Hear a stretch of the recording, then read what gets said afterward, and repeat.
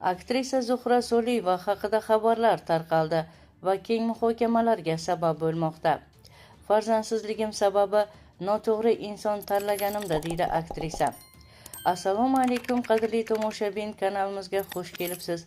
Kanalimizga yangi bo'lsangiz, videomiz keng tarqalishi uchun video ostida like tugmasini bosishni hamda obuna bo'lishni unutmang. Zuhra Soliyeva afsuslanadigan ishlari va sobiq turmush o'rtog'i bilan munosabat haqida so'z yuritdi. Kino aktrisasi, xonanda Zuhra Soliyeva darakchiga intervyu berdi.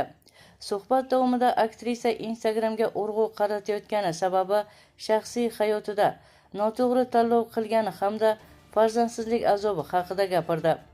Zuhra Soliyeva hozirda filmlarda emas, to'y xizmatlarida va Instagramda ko'proq ko'rinish berayotganining sababi nimada? Hozir hamma Instagram ko'ryapti, deydi aktrisa. Oldingidek kinolar suratga olinmayapti. Olinsa ham soni kam. Bundan tashqari kino rejissyorlarining o'z artistlari jamoasi bo'ladi.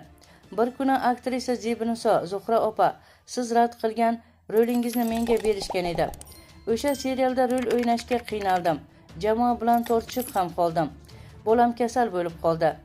Xuddi sizning rolingizni olib qo'ygandek, dilingizni og'ritib qo'ymadimmi?" deb uzr so'ragan edi, deydi aktrisa. Ko'pincha syomkalarda taklif qilishda aktrisaning tankasi borligiga ham qarashadi. Lekin men hech qachon nega men emas, boshqani oldi. U mendan ko'p chiqyapti, men qolib ketyapman deb xavotirga tushmayman. Boshqalarga o'xshab meni chaqirishsin, ayting deb birovlarga iltimos ham qilmayman, sababi tankam ham yo'q, deydi Zuhra Soliyeva. Aktrisa qaysi ishidan afsuslanadi?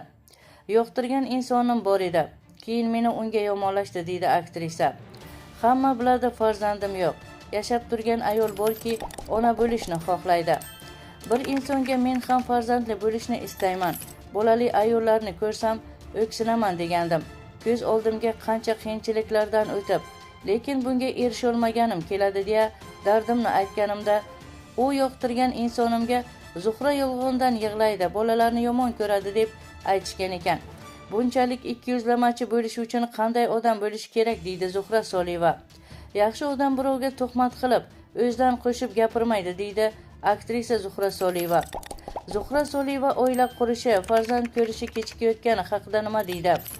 Oila qurishim, farzandli bo'lishim kechikayotganining sababi noto'g'ri inson tanlaganimda deb bilaman, deydi aktrisa. Eng katta xatoyim o'sha noto'g'ri insonga ishonganim, xatolarni kechirganim. Bitta farzandli bo'lib olay, qolgani yaxshi bo'lib ketar deb chidaganimda, deydi aktrisa. Hozirgi yoshlarga qoyil qolaman, ularga yomon munosabat qilinsa, shu joyga to'xtab, nuqta qo'yib ketadi. Men hamma narsaga ko'z yumsamda xohlaganimga erisholmadim, qadr ham topmadim, deydi aktrisa. Shuning uchun chidash har doim ham eng to'g'ri yechim deb maslahat bera olmayman, deydi aktrisa. Qadrli tomoshabin, sizga yetkazmoqchi bo'lgan xabarlarimiz shundan iborat edi. Shu va shu kabi xabarlarni o'tkazib yubormaslik uchun video ostida like tugmasini bosishni hamda obuna bo'lishni unutmang.